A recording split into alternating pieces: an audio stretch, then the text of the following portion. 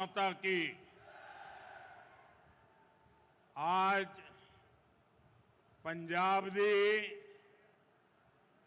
इस गुरुआं पीरां दा दी धरती ते तुहाडे सारियां दे बीच आके मैनू मान महसूस हो रहा हो।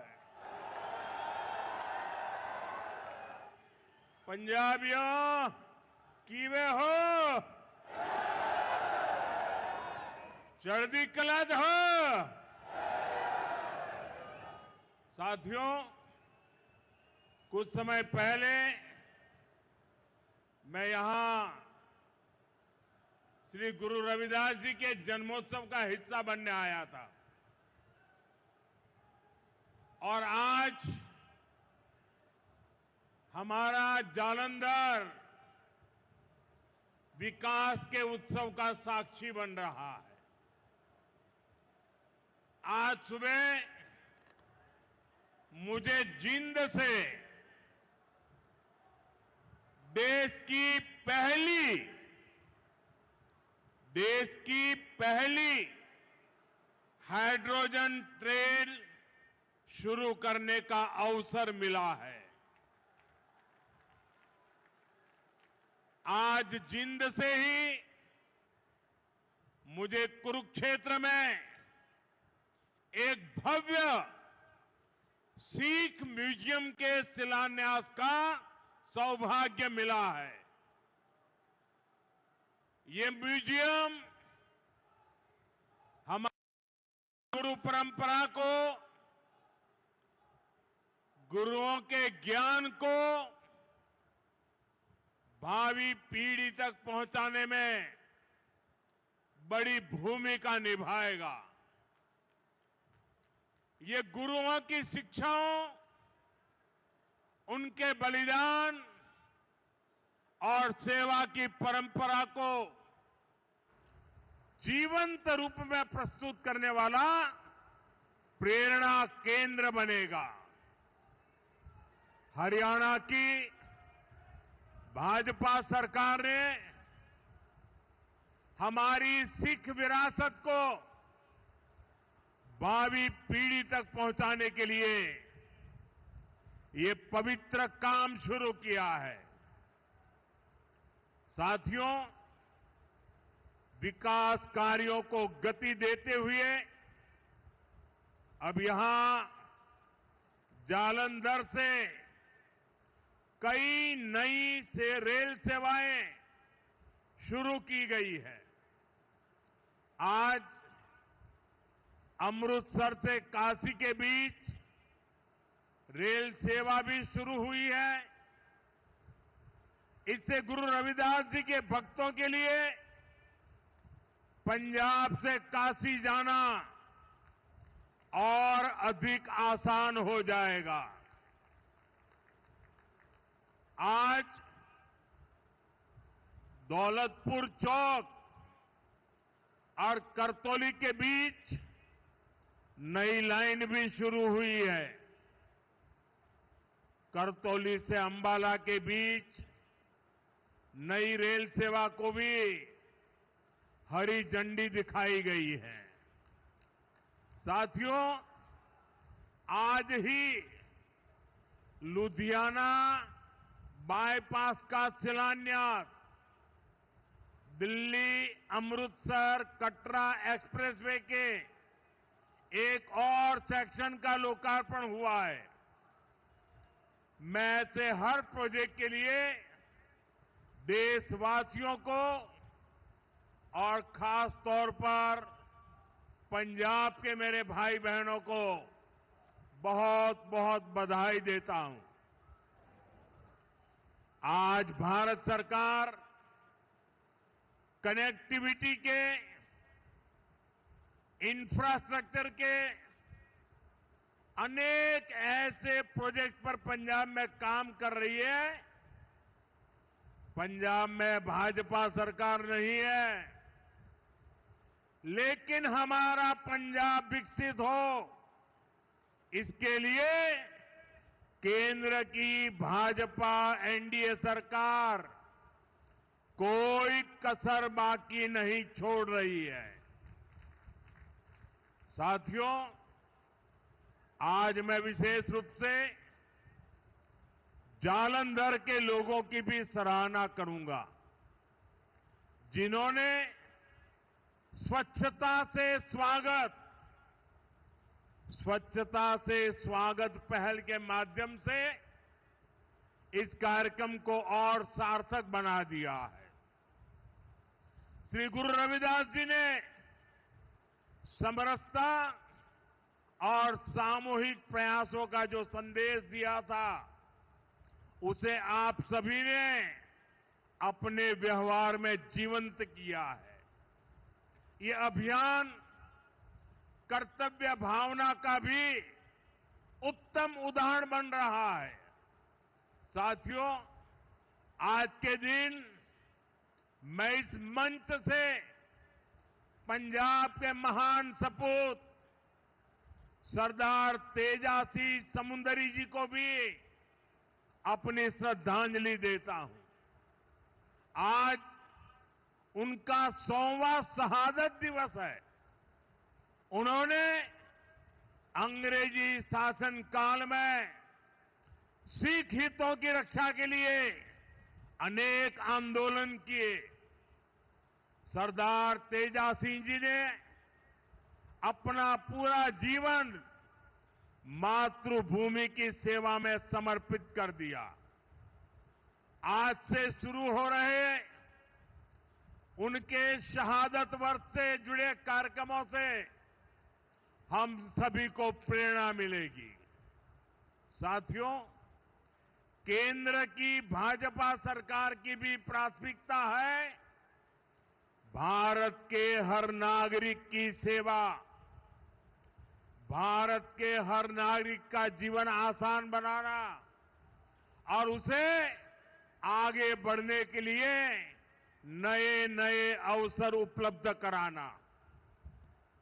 और इसलिए हम नागरिक देवो भव इस मंत्र पर चल रहे हैं। गरीब हो, मिडिल क्लास हो, ऐसे हर परिवार को बेस्ट से बेस्ट सुविधा मिले, ये हमारा प्रयास है। और नागरिक देवो भव का ये भाव हमारे काम में दिखता है। साथियों, जो भारतीय रेल है, एक गरीब परिवारों की, मिडिल क्लास परिवारों की सवारी है। लेकिन 2014 से पहले तक रेलवे की क्या स्थिति थी, ये आप अच्छे से जानते हैं। कांग्रेस सरकार नई ट्रेनों की झूठी घोषणा करके आराम से बैठ जाती थी। हमारे जो रेलवे स्टेशन है, इनको तो कांग्रेस ने अपने हाल पर छोड़ दिया था। यहां तक कि अंग्रेजों के जमाने में जो स्टेशन बने थे, उनकी सूध लेने वाला भी कोई नहीं था। साथियों, भारतीय रेल का नेटवर्क इतना विशाल है कि रोज उसमें जितने यात्री सफर करते हैं, उतनी तो कई देशों की आबादी भी नहीं है। रेलवे के विकास के जो काम आज हो रहे हैं, ये 30-40 वर्ष पहले हो जाने चाहिए थे। लेकिन पहले की सरकारों की प्राथमिकता में ये काम था ही नहीं। गरीब और मिडिल क्लास को भी सुविधा चाहिए, इनको भी साफ सफाई चाहिए, इनके समय की भी एक वैल्यू है। ये पहले की सरकारें चर्चा तक नहीं करती थी। साथियों, ऐसी सोच से विकसित भारत नहीं बन सकता था। इसलिए बीते वर्षों में भाजपा सरकार ने स्थितियों को बदलना शुरू किया।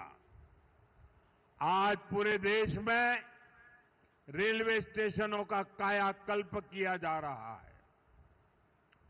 अमृत भारत स्टेशन स्कीम के तहत 1300 से ज्यादा रेलवे स्टेशन को आधुनिक बनाया जा रहा है और इनमें से कई स्टेशन पर काम पूरा हो चुका है। आज ऐसे ही 75 स्टेशन का लोकार्पण किया गया है। साथियों, जब आप यहां जालंधर कैंट स्टेशन में जाएंगे तब आपको एहसास होगा कि वाकई हमारा देश विकसित राष्ट्र बनने की ओर बढ़ रहा है। ये केवल स्टेशन नहीं है, ये एक प्रकार से सिटी सेंटर है। जालंधर कैंट स्टेशन आधुनिक भी हुआ है और इसकी कैपेसिटी भी बहुत बढ़ गई है। ऐसे ही आनंदपुर साहिब, मुक्तसर और साहिबजादा अजीत सिंह नगर स्टेशन का भी कायाकल्प हो गया है। साथियों, हमारे नए रेलवे स्टेशन व्यापार कारोबार का भी माध्यम बन रहे हैं। यहां जो लोकल कारीगर है, विश्वकर्मा साथी है, महिलाओं के सेल्फ हेल्प ग्रुप्स हैं, उनके उत्पाद स्टेशन पर बिक सके, ऐसी व्यवस्था बनाई गई है। और ये अमृत भारत स्टेशन हमारी विरासत, हमारी धरोहर के दर्शन भी कराते हैं। अब जैसे जालंधर है, यहां की पहचान स्पोर्ट्स से है, खेलकूद से है, तो जालंधर कैंट स्टेशन में पंजाब की खेल परंपरा और लोक संस्कृति के दर्शन होते हैं। आप आनंदपुर साहिब स्टेशन जाएंगे तो वहां तख्त श्री केसगढ़ साहब की झलक दिखाई देती है। कालका स्टेशन पर श्री काली मंदिर के दर्शन होंगे। यानी हमारे स्टेशन अब हमारी संस्कृति, सभ्यता के प्रतीक भी हो गए हैं। साथियों, हम अपने पूर्वजों से प्रेरणा लेते हुए, उनका मान बढ़ाते हुए ही एक सशक्त राष्ट्र बन सकते हैं। इसी पवित्र भाव से ही आदमपुर एयरपोर्ट का नाम श्री गुरु रविदास जी महाराज जी एयरपोर्ट किया गया है और चंडीगढ़ इंटरनेशनल एयरपोर्ट पर अब शहीद भगत सिंह इंटरनेशनल एयरपोर्ट के नाम से जाना जाता है। और ये काम भाजपा सरकार ने किया है और हमें इस पर गर्व है। साथियों, ये धरती शेरे पंजाब महाराजा रणजीत सिंह की धरती है। महाराजा रणजीत सिंह के शासन में खुशहाली भी थी, सुरक्षा की गारंटी भी थी और समाज में सद्भाव भी था। लेकिन पंजाब में आज क्या हो रहा है, ये किसी से छिपा नहीं है। यहां विज्ञापनों के दम पर विश्वासघात की तस्वीर छिपाई जा रही है। आज पंजाब में कानून व्यवस्था बेहाल है। कब कहां गैंगवॉर हो जाए, किस दिशा से गोलियां चलने लगे, कोई कह नहीं सकता। यहां व्यापार कारोबार करना मुश्किल हो गया है। सरेआम लोगों से फिरौती मांगी जा रही है। पुलिस थाने तक सुरक्षित नहीं है। आए दिन थानों पर अटैक होते हैं और सबसे दुखद तो ये है कि पंजाब का भविष्य भी बर्बाद किया जा रहा है। नशे के सौदागर खुलेआम घूम रहे हैं। पंजाब के युवाओं को नशे के दलदल में धकेला जा रहा है। साथियों, आज यहां जो लोग पंजाब की सत्ता में बैठे हैं, ये लोग बहुत घमंड से देश की राजनीति बदलने का दावा करते थे, लेकिन आज इनकी सच्चाई देश देख रहा है। 2-3 दिन पहले ही दिल्ली में इनके एक नेता को अदालत ने दोषी करार दिया है। उस पर दोष दंगे कराने का है, दोष एक पुलिस के आईबी अधिकारी की हत्या का है। और इन लोगों की बेशर्मी देखिए, अदालत ने सबूतों के आधार पर फैसला दिया, लेकिन ये लोग कोर्ट के फैसले पर सवाल उठा रहे हैं। ये लोग अदालत के फैसले भी मत मजहब उसमें भी ढूंढ रहे हैं, क्योंकि इनके वोट बैंक का सवाल है। साथियों, कुछ दिन पहले ही गुजरात में इनके एक एमएलए को कोर्ट ने 7 साल की सजा सुनाई है। ये सजा सरकारी अधिकारियों पर हमले और वसूली के मामले में सुनाई गई है। वसूली, उगाही, अवैध कब्जे, ये सब इनकी राजनीति का ट्रेडमार्क बन चुके हैं। ऐसे ही अनेक मामलों में कई सारे लोग तो अभी जमानत पर बाहर चल रहे हैं। यहां पंजाब में ही देखिए, जिसको स्वास्थ्य मंत्री बनाया उसको घूसखोरी के चलते बर्खास्त करना पड़ा। एक मंत्री पर मनी लॉन्ड्रिंग जैसे गंभीर आरोप है। इनके एमएलए घूस लेते हुए रंगे हाथ पकड़े जा रहे हैं। ऐसे गिनते जाएंगे तो इनकी सरकार और इनकी पार्टी में कम ही लोग मिलेंगे जिन पर कोई दाग न हो। साथियों, जनता की सेवा का काम साफ नीयत से होता है, ईमानदारी की भावना से होता है। लेकिन आज जो पार्टी पंजाब में सरकार में है, उसकी ना नीयत साफ है और ना ही वो ईमानदार है। उसकी पहचान ही कट्टर बेईमान पार्टी की है।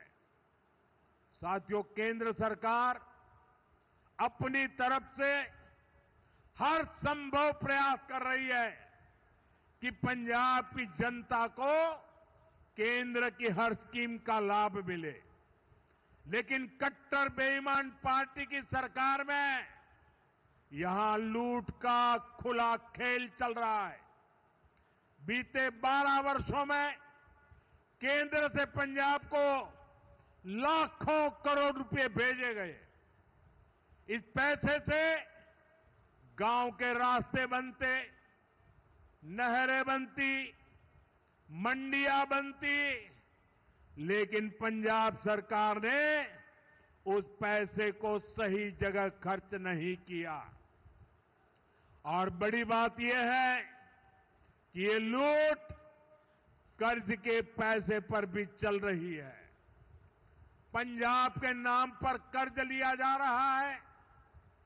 पंजाब का बजट कर्ज का ब्याज चुकाने में लग रहा है और यहां राज्य सरकार चला रहे लोग उस पैसे पर मौज कर रहे हैं। साथियों, आज हालत यह है कि पंजाब में विकास का हर काम ठप है। सिर्फ भारत सरकार की योजनाओं पर अपने नाम का स्टिकर लगाकर बेचा जा रहा है। आयुष्मान आरोग्य मंदिर जो पूरे देश में चल रहे हैं उन पर यहां अपना स्टिकर चिपका दिया। पूरे देश में 5 लाख रुपए तक का मुफ्त इलाज देने वाली आयुष्मान भारत योजना चल रही है। यहां उसके साथ भी खेल खेले जा रहे हैं। साथियों, पंजाब का सामर्थ्य अद्भुत है। यहां के किसानों में, यहां के नौजवानों में बहुत क्षमताएं हैं। पंजाब तेजी से विकसित हो सकता है। इसके लिए यहां भाजपा की डबल इंजन सरकार जरूरी है। आप सभी के सामने बीजेपी की राज्य सरकारों का उदाहरण है।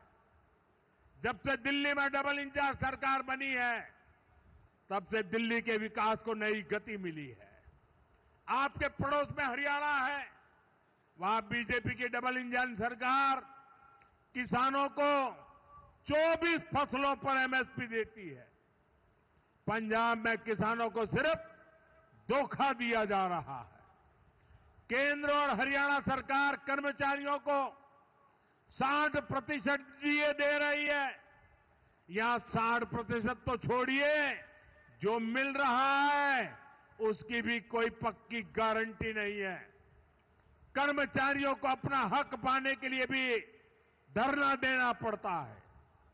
और बहनों बेटियों की पीठ पर तो इन्होंने छुरा भोंका है। बड़ी बड़ी बातें करके वोट तो ले लिया, लेकिन पूरे 50 महीने चुप रहे।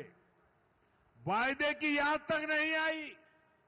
अब तक बहनों के खाते में 50,000 रुपया आ जाने चाहिए था, लेकिन बहनों को सिर्फ झूठ मिला। और साथियों, पंजाब में जो कांग्रेस पार्टी है, उसका भी अपना ही रोना धोना चल रहा है। पंजाब में कांग्रेस में कुर्सी का किस्सा ही खत्म नहीं हो रहा। ये इसलिए नहीं लड़ रहे कि पंजाब का हित कैसे होगा। इनकी लड़ाई इसलिए है कि इनकी जो कुर्सी है वो किसके पास रहेगी।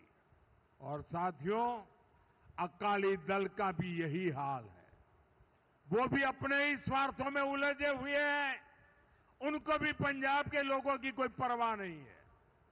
साथियों, पंजाब में असली बदलाव भाजपा ही ला सकती है। पंजाब को विकसित बनाने का काम भाजपा ही करेगी।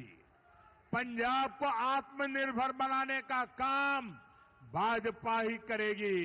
पंजाब में नया निवेश आए, पंजाब में रोजगार के नए अवसर बने, पंजाब में बने प्रोडक्ट दुनिया के कोने कोने में पहुंचे, ये काम राज्य में बीजेपी की सरकार ही करेगी। साथियों, आज जालंधर आया हूं तो पंजाब के युवाओं से और जो खेलकूद की दुनिया में है, स्पोर्ट्स फील्ड में है, उनसे विशेष तौर पर अपनी बात कहूंगा। मुझे पंजाब के युवाओं के सामर्थ्य पर बहुत भरोसा है। हमने देखा है कि खेल के मैदान में पंजाब के युवा कैसे भारत की आन बान शान को ऊंचा रखते हैं।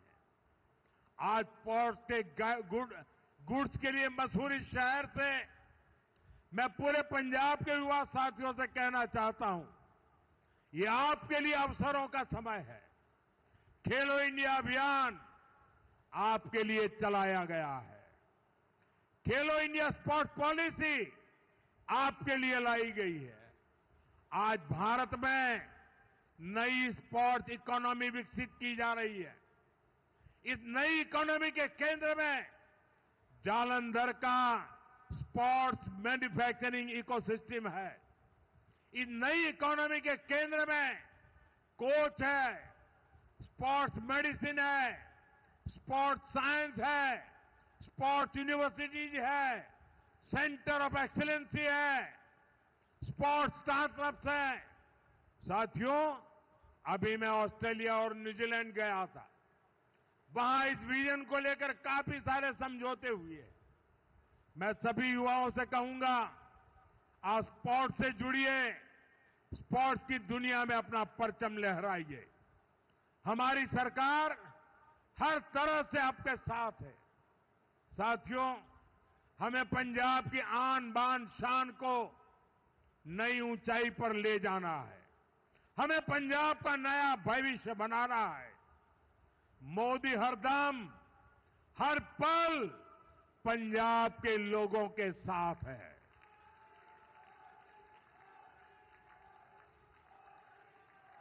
साथियों, फिर एक बार सभी मेरे पंजाब के भाई बहनों को इन विकास कार्यों की बहुत बहुत शुभकामनाएं। मेरे साथ पूरी ताकत से बोलिए, भारत माता की, भारत माता की, भारत माता की, भारत माता की।